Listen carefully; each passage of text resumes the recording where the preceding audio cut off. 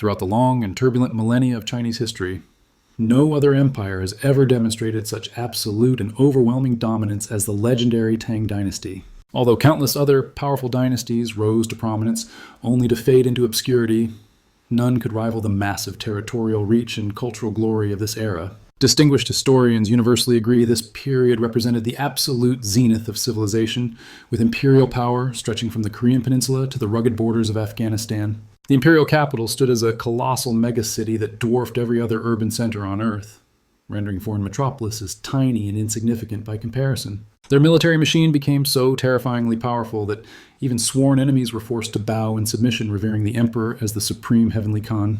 We must rewind the clock to the year 618, finding a China barely surviving after decades of political chaos and dynastic collapse.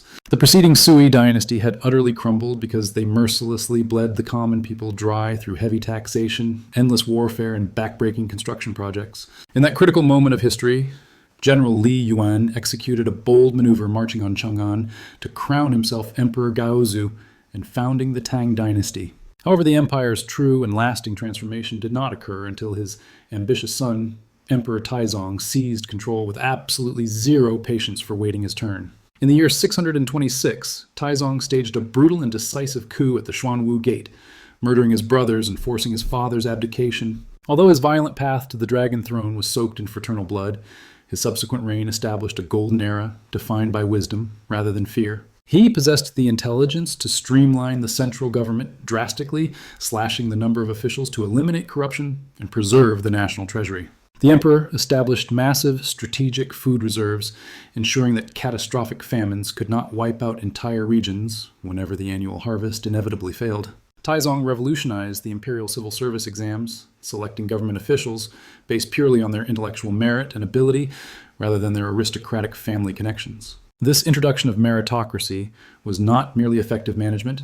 It was a profound revolution that completely reshaped the rigid social structure of ancient China. Taizong analyzed the imperial map with incredible strategic vision, spotting a unique geopolitical opportunity for expansion that no previous ruler had ever recognized. To the vast north and west lay territories controlled by formidable nomadic tribes, representing a dangerous existential threat, but also a golden opportunity for conquest. These rugged territories were the essential key to controlling the lucrative trade routes that connected the riches of the east to the markets of the west. The Tang military apparatus was transformed into an unstoppable fighting force, prepared for a massive campaign of expansion that would permanently redraw the empire's borders. By the time their campaigns concluded, the empire controlled over 3 million square miles of territory, far exceeding the size of the Roman Empire at its peak. The Tang Dynasty executed a brilliant military revolution, successfully transforming their forces from part-time peasant conscripts into an elite standing army of professional warriors. The imperial command organized over 600 distinct military units, with each division comprised of 1,200 highly skilled and disciplined soldiers. To prevent unauthorized uprisings, the imperial court strictly controlled all troop movements, using an ingenious verification system involving matching halves of bronze tiger tallies. In the year 630, the renowned General Li Jing launched a legendary military campaign against the formidable forces of the Eastern Turks. Leading only 3,000 cavalry troops, Li Jing executed a lightning-fast surprise raid through the snow that caught the enemy encampment completely off guard. The Turkic Khan was captured alive during the chaos, and his once mighty empire collapsed in mere months, leading to the surrender of 100,000 soldiers. Rather than slaughtering the defeated, the Tang Dynasty integrated them, causing the tribes to reverently worship Emperor Taizong as their own heavenly Khan. With the northern frontier finally secured, the empire turned its ambitious gaze westward, launching campaigns to conquer the wealthy oasis kingdoms of Central Asia. In the year 640, the emperor established the Protectorate General to pacify the West, seizing direct control of vital regions and resources. By 657, imperial forces had completely crushed the Western Turks, mastering the strategic corridor that stretched all the way to Samarkand. Turning to the east, the dynasty achieved what had stumped previous rulers by finally conquering the stubborn kingdom of Goguryeo in the year 668. At the absolute height of their power under Emperor Gaozong, Tang territory stretched seamlessly from the Korean peninsula to the borders of Persia. To manage this colossal domain, they established the 4 garrisons of Angxi military hubs that projected imperial power deep into the heart of Asia. The Tang army proved themselves masters of logistics, capable of moving massive expeditionary forces across brutal, scorching deserts and freezing, snow-capped mountains. They did not merely conquer territory, They ruled it methodically, integrating these vast and distant lands into the empire's sophisticated bureaucratic machine. While the army redrew the world map, an unprecedented urban miracle was taking shape right in the heart of China within the capital city. Chang'an was rapidly transforming into the largest, wealthiest, and busiest metropolis that mankind had ever witnessed in history up to that point. With over 1 million people living within its massive fortified walls, the sheer scale of the city was enough to overwhelm any foreign visitor. To put this size in perspective, during the 8th century European capitals like London and Paris were merely tiny villages compared to Chang'an. The city was a masterpiece of urban planning designed as a perfect geometric grid that symbolized the cosmic order and stability of the empire. Royal palaces occupied immense sections of the capital, while the wealthy aristocracy flocked to the city, transforming it into the political center of the known world. However, the true soul of Chang'an was found in its incredible diversity, where a walk down the street offered a symphony of dozens of foreign languages. Persian, Arab, and Sogdian merchants bustled energetically through the markets, importing exotic goods and unique customs from the farthest corners of the Eurasian continent. The city hosted Zoroastrian fire temples, Christian churches, Jewish synagogues, and Islamic mosques, all coexisting peacefully alongside established Buddhist and Taoist shrines. During this magnificent golden age, the Tang Dynasty was without a shadow of a doubt the most open, tolerant, and religiously diverse society on the planet. This extraordinary openness was not accidental. The emperors actively recruited talent from everywhere, valuing genuine skill and capability far more than ethnic origin. Generals of Turkic and Korean descent commanded Chinese armies, demonstrating a level of trust and competence that was incredibly rare in the ancient world. Consequently, Chinese culture became incredibly rich with fashion, cuisine, and music, soaking up vibrant influences from Persia, India, and the steppes of Central Asia. The Tang administration understood that the Silk Road was not merely a dirt path across the land, but the absolute economic lifeline of the global economy. Following massive military victories, they reopened this route in the year 639, rigorously defending every kilometer against the bandits that once roamed freely. They constructed a network of garrison cities that served as impenetrable military bases, while doubling as incredibly buzzing centers for international trade and commerce. The imperial court built robust roads and bridges, even implementing a strict passport system to control, monitor, and protect the constant flow of travelers. Merchants knew with certainty that under the Tang banner, their caravans would remain safe, creating a trade explosion unlike anything the world had ever seen. Chinese silk paper and ceramics flowed endlessly to the west, while gold, silver, precious gems, and aromatic spices flooded into the hungry Chinese markets. The Sogdian merchants, legendary middlemen of the ancient world, amassed massive personal fortunes thanks to the security provided by the imperial family's protection. Simultaneously, southern ports like Guangzhou threw their doors wide open for maritime trade, welcoming merchant ships from Arabia, India, and even the coast of Africa.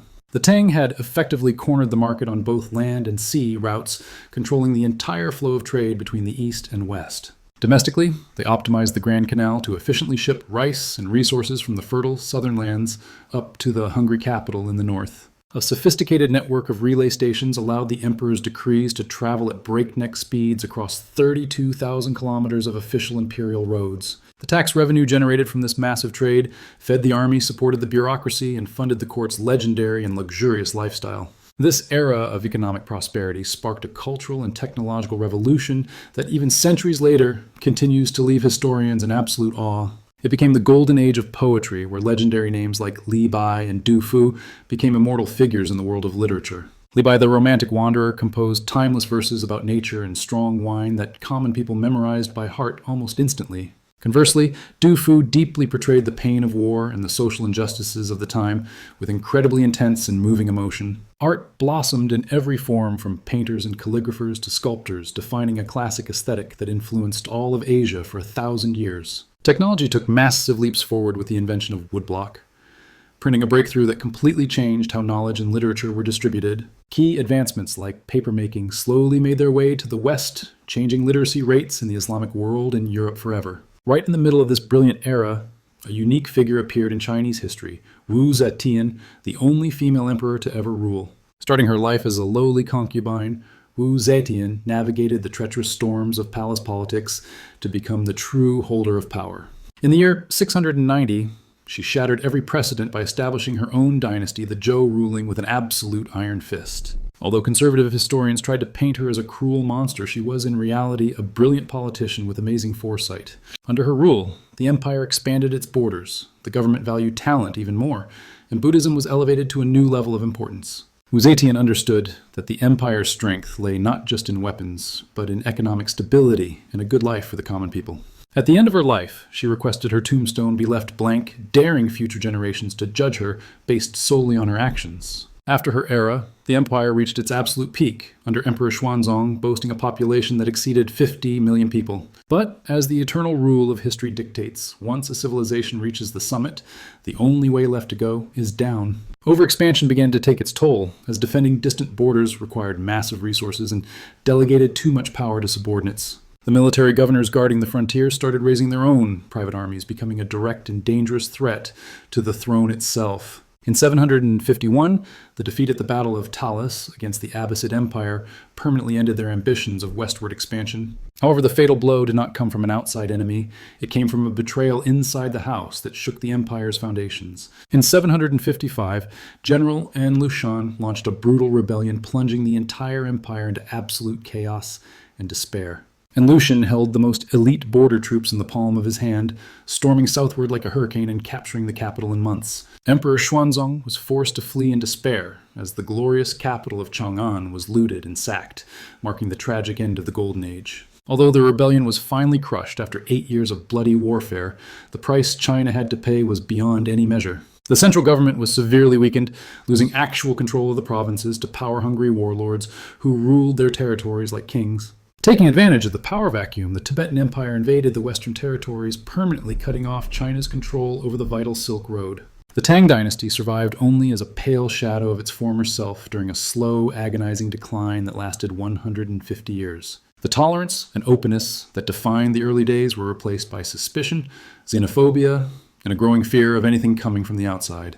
In the year 845, a wave of religious persecution destroyed thousands of Buddhist temples merely to confiscate their accumulated wealth. Massacres of foreign merchants in Yangzhou and Guangzhou completely wiped out the vibrant international communities that had once flourished in those cities. To make matters worse, the weather turned against them as terrible droughts and the overflowing of the Grand Canal caused massive deadly famines. The people's desperation exploded in the Huangqiao Rebellion in 874, a peasant uprising that ravaged the entire country. Huangqiao captured and looted Chang'an again in 881, leaving the great city in smoking ruins and ashes. In the year 907, the Tang Dynasty officially ended, and China fragmented into the chaotic period of the 5 dynasties and 10 kingdoms. It would take half a century before the Song Dynasty reunified the country, though it would never reach the same level of military power. However, the legacy of the Tang endures as the moment when Chinese civilization reached its greatest global reach and influence. It was an era where poetry, art, and commerce intertwined to create a vibrant and sophisticated society